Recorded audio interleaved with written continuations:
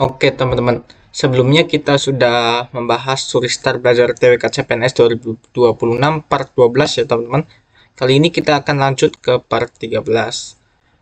Untuk soal nomor 1, sebuah kasus kejahatan cyber jenis baru yang merugikan keuangan jutaan nasabah perbankan terjadi pada tahun 2024. Regulasi Undang-Undang Pidana Khusus yang mengatur jenis kejahatan baru tersebut baru disahkan dan berlaku pada tahun 2025 berdasarkan prinsip kepastian hukum dan perlindungan HAM yang diatur dalam pasal 28I ayat 1 Undang-Undang Dasar 1945.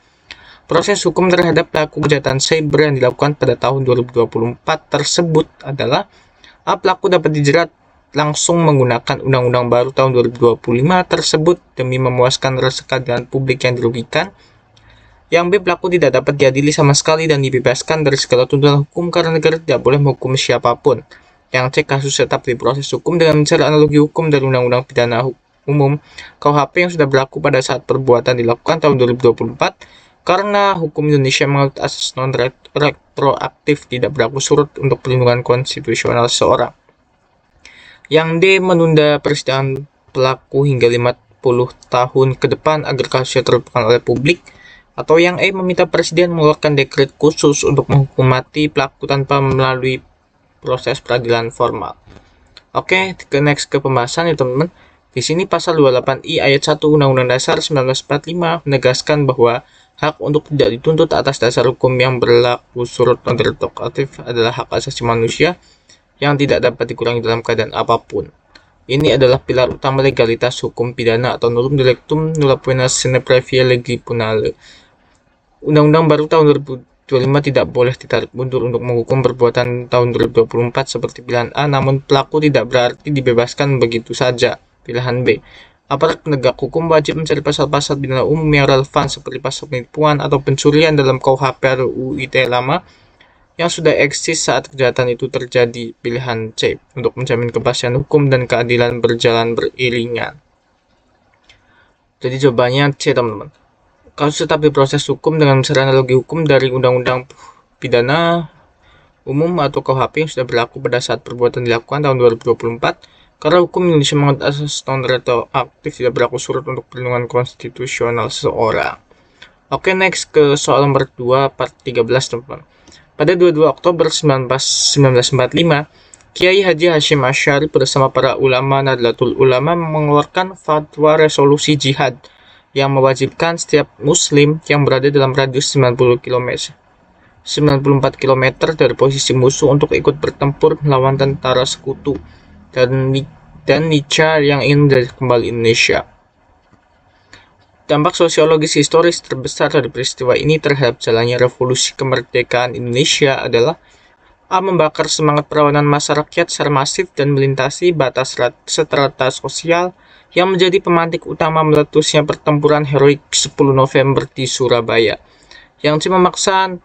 Yang B. mengubah bentuk ketentaraan Indonesia menjadi pasukan paramiliter berbasis keagamaan eksklusif. Yang C. Memaksa tentara sekutu untuk meminta maaf secara terbuka kepada para ulama Indonesia. Yang D. Menandai pemisahan yang kaku antara perjuangan kelompok nasionalis sekuler dan kelompok agamis. Atau E. Menghentikan perjuangan jalur diplomasi di tingkat internasional secara permanen. Oke, pembahasannya yaitu peristiwa resolusi jihad merupakan bukti sejarah yang sangat kuat bahwa di Indonesia nilai-nilai keagamaan dan nasionalisme kebangsaan tidak saling bertentangan melainkan saling menguatkan. Fatwa ini berhasil menggerakkan jutaan santri dan rakyat jelata yang awalnya ragu atau belum terorganisasi dalam tentara resmi TKR untuk turun ke medan perang membela kedaulatan tanah air seperti ada di pilihan A. Sentimen kewajiban moral keagamaan yang diintegrasikan dengan cinta tanah air inilah yang melahirkan perlawanan rakyat semesta yang dahsyat di Surabaya pada 10 November 1945. Jadi jawabannya yang A teman-teman.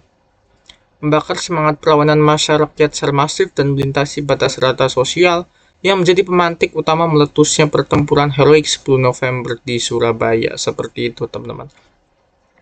Next kita ke soal nomor 3 dari part 13 ini teman-teman. Dalam penulisan artikel ilmiah populer dan laporan resmi pemerintahan sering dijumpai penggunaan istilah-istilah teknologi asing seperti drive-thru, marketplace, atau dan gadget yang ditulis secara langsung tanpa diubah. Upaya penguatan jati diri bahasa negara yang paling tepat dilakukan oleh kalangan akademisi dan ASN dalam konteks literasi kebahasaan ini adalah melarang total penggunaan internet karena dianggap sebagai sumber kontaminasi istilah asing, yang B secara aktif memasyarakatkan dan mengonsumsi istilah padanan resmi yang telah dibakukan oleh badan bahasa seperti memakai kata lantatur, lainan tanpa turun, loka pasar, dan gawai dalam setiap komunikasi formal dan tulisan. Yang C menggunakan istilah asing tersebut secara bebas karena dianggap lebih modern dan meningkatkan prestis intelektual di mata dunia. Kemudian yang D menghukum masyarakat awam yang kedapatan salah melafalkan istilah serapan bahasa Indonesia yang baku. Yang E menuntut platform teknologi internasional untuk menghapus istilah-istilah tersebut dari kampus global. Oke teman-teman, kita lanjut ke pembahasannya. Jati diri bahasa Indonesia di era globalisasi dipertahankan melalui strategi pengayaan kosakata dan pemanfaatan padanan kata baku yang tepat, bukan dengan mengisolasi diri dari perkembangan teknologi seperti pilihan A atau tunduk sepenuhnya pada dominasi bahasa asing yang ada di pilihan C. Tindakan represif penghukum warga pilihan D juga keliru. Langkah yang paling produktif dan berwawasan kebangsaan dari kaum terpelajar atau ASN adalah menjadi teladan atau role model dalam membumikan istilah padanan resmi bahasa Indonesia yang ada di pilihan B, sehingga bahasa negara tetap relevan, fungsional, dan berwibawa di era modern. Jadi jawabannya yang B, teman-teman. Oke, next ke soal nomor terakhir, soal nomor 4 dari part 13. Oke, sebuah yayasan sekolah swasta menerapkan aturan internal yang mewajibkan seluruh siswanya termasuk yang beragama non-muslim untuk mengikuti kegiatan keagamaan spesifik mayoritas di sekolah tersebut pada hari Jumat dengan alasan demi keseragaman kedisiplinan lingkungan sekolah.